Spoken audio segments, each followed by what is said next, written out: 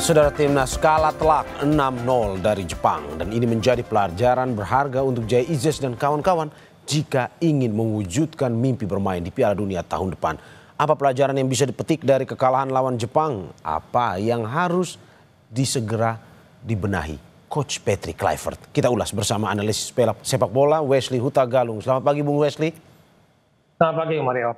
Terima kasih Bung sudah bergabung di Dialog Bola Sapa Indonesia pagi hari ini. Bung, perlukah kita sebenarnya kecewa terhadap hasil semalam kalau melihat sebenarnya peringkat FIFA Indonesia dan Jepang ini sebenarnya jauh juga sebenarnya. 15 dan 116. Perlu nggak sih kita kecewa sebenarnya? Karena prinsip sepak bola Bung Mario itu bermain untuk menang. Nah, saya mau sedikit flashback bahwa dalam sebuah tim sepak bola itu ada yang namanya persiapan preparation. Di semua data, semua analis dipersiapkan oleh tim pelatih, dan kemudian pelatih kepala itu menunjukkan dua hal.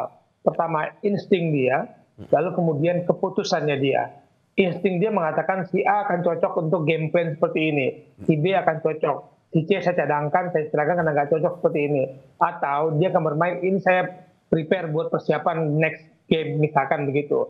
Lalu keputusan adalah dia memutuskan siapa pemain yang akan diturunkan, yang dianggap akan cocok untuk bermain sesuai dengan kebutuhan dan strategi. Sekali lagi bermain untuk menang ya, Mario, bukan bermain untuk imbang atau apalagi kalah. Dan keputusan pergantian pemain itu dua hal yang kemudian membedakan satu pelatih dengan pelatih lain, karena persiapan ilmu segala macam bisa dipelajari. Nah, kemarin waktu lawan China kita dikejutkan dengan formasi oleh Patrick Kluivert. Kemudian lawan Jepang kita diberi kejutan lagi, dan ternyata kejutan itu berbalik ke kita tanpa ada tembakan sama sekali. Ya, berarti Anda mau melihat, yang Anda mau katakan sebenarnya tadi malam ini superiornya Jepang atau salah strategi sebenarnya Indonesia? Nah, itu pertanyaan menarik. Karena kalau kita, tadi kan narasinya kita dekat dengan Piala Dunia, semakin dekat dengan Piala Dunia. Kalau mau main di Piala Dunia, lawannya begini, kualitasnya akan begini. Itu pun Jepang tampil dengan tim lapisnya. Ada dua pemain debutan, hanya ada dua pemain, Wataru Endo dan Daichi Kamada yang bermain starter juga di waktu lawan Indonesia ketika Jepang turun full tim. Mereka belum meraih tiket Piala Dunia, mereka baru meraih ketika mengalahkan Bahrain di pekan ke-7. Nah, ketika menghadapi Indonesia, mereka merombak banyak pemain, dan kita diperlihatkan mau main Piala Dunia, begini caranya. Ini menjadi, tadi kata Patrick Kluivert, jadi pelajaran. Tapi bagi saya, antara pelajaran dan pertarungan itu adalah dua hal yang berbeda. Kita ke Jepang untuk bertarung, kita bukan untuk belajar. Oke, Bung Wesley, ini di Harian Kompas headline-nya, kualitas Indonesia masih di bawah tim Piala Dunia. Menurut Anda seperti itu? Ya begitulah. Jepang sudah menjadi rutin pelanggan Piala Dunia sejak 1998. Tidak pernah lagi mereka bolos untuk tampil di putaran final. Kita baru semakin dekat, belum berhasil. Ketika dekat pun euforia kita itu luar biasa. Jadi apa ya, harapan, keinginan, haus kita untuk melihat prestasi itu tidak bisa dibendung. Padahal kita belum mencapai Piala Dunia, baru dekat. Masih ada babak berikutnya. Oke, menurut Anda kita tidak boleh ada ekspektasi yang terlalu berlebihan atau gimana sebenarnya? Ini usai melawan Jepang nih ya, tim-tim yang sudah punya konsistensi masuk Piala Dunia nih. Saya suka kata-kata itu.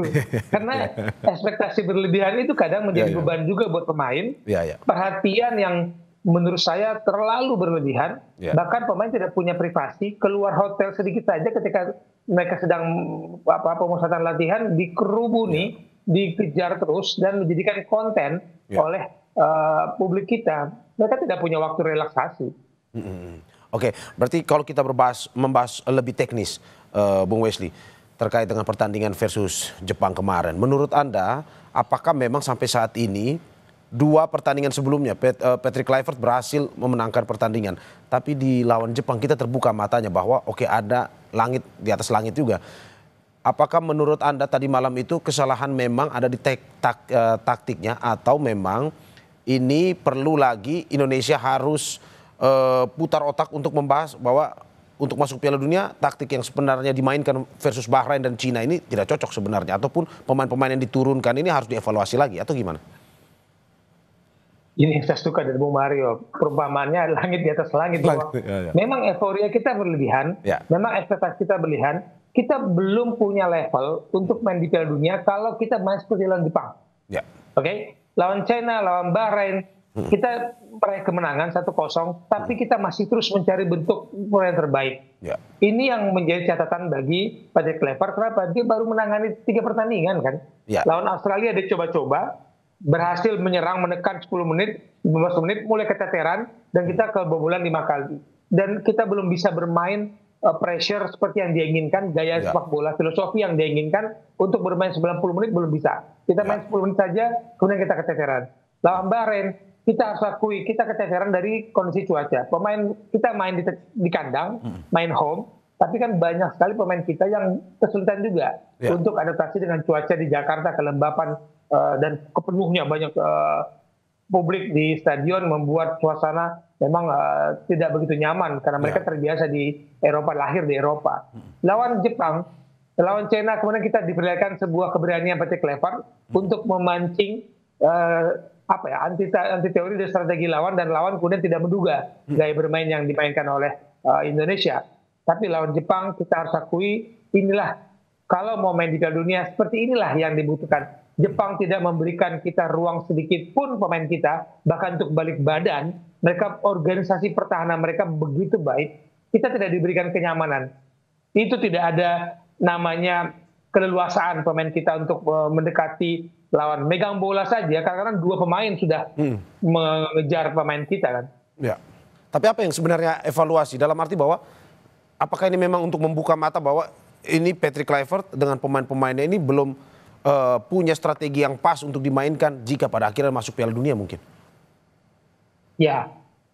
Pemainnya masih terus beradaptasi dengan chemistry di antara satu sama lain, karena Mario, kalau kita lihat Jepang, banyak sekali pemain yang abroad, bermain luar negeri. Kemarin itu 8 pemain yang lawan Indonesia, yang dipanggil hanya 8 pemain yang berkompetisi di liga lokal. Tapi pemain yang di luar itu, mereka punya fondasi sepak bola yang sama ketika mereka belajar sepak bola di Jepang dari usia 8-10. Fondasi ini yang tidak kita miliki ketika kita menggabung para pemain dari luar negeri dengan pemain anak yang bermain di kompetisi negeri. Fondasinya berbeda, lalu kemudian pelatih kita berganti dengan mencari-cari bentuk lagi di tengah kompetisi.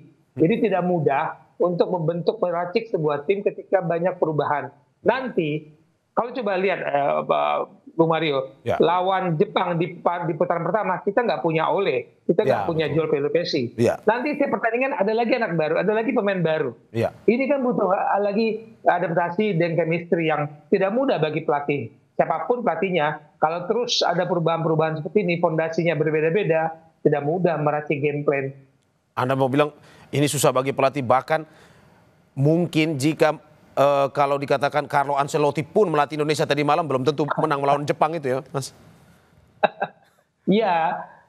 Semua pelatih itu punya karakter dan kebiasaan. Ancelotti itu manajemennya bagus, kemampuan mengelola timnya bagus, dan itu saat ini kalau menurut saya pengelolaan tim itu sangat baik dimainkan oleh tim latihan kita, Patrick Kluivert dan tim itu hampir semua saya pikir satu frekuensi lah cara mereka berlihat dan melihat sepak bola ya. Oke, Bung Wesley, ini pelajaran penting versus Jepang ini. Tetapi nanti kita tetap akan lolos ke putaran keempat kualifikasi ini Piala Dunia Zona Asia ini.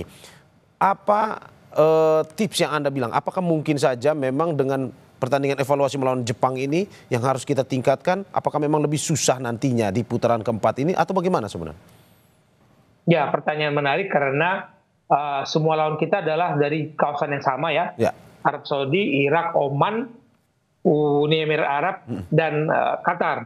Yang menjadi pertanyaan kemudian siapa nanti tuan rumahnya, karena kata-katanya si Arab Saudi dan Qatar yang sedang dekat dengan FIFA ini akan jadi tuan rumah. Kemudian tanggal 17 Juli dengan gaya bermain yang hampir sama lawan-lawannya, kita punya pengalaman menahan Arab Saudi imbang, menahan Bahrain imbang di kandang lawan. Kita mengalahkan Arab Saudi, kita mengalahkan Bahrain di Jakarta. Paling tidak pengalaman itu bisa menutupi kegagalan kita kalah home and away di putaran kedua melawan Irak. Kita gagal waktu itu, home and away kita kalah. Tapi di putaran ketiga ini kita berhasil mendapatkan poin 4 dari Arab Saudi dan dari Bahrain. Ini modal bagi kita. Dan semoga Patrick Kluivert sudah menemukan cara bermain yang cocok untuk lawan-lawan dengan karakter yang hampir sama. Ini beda bermainnya dengan Jepang. Pressure, tekanannya, koordinasi permainannya itu sangat berbeda dengan Jepang. Kemarin kan Jepang seolah-olah semua pemain punya mata di depan, kiri, kanan, belakang. Mereka enak sekali mengalirkan bola. Bung Wesley, singkat aja. Berarti menurut Anda berapa persen Indonesia optimis bisa lolos di putaran keempat ini? Kembali saya menunggu tanggal 17 Juli undian.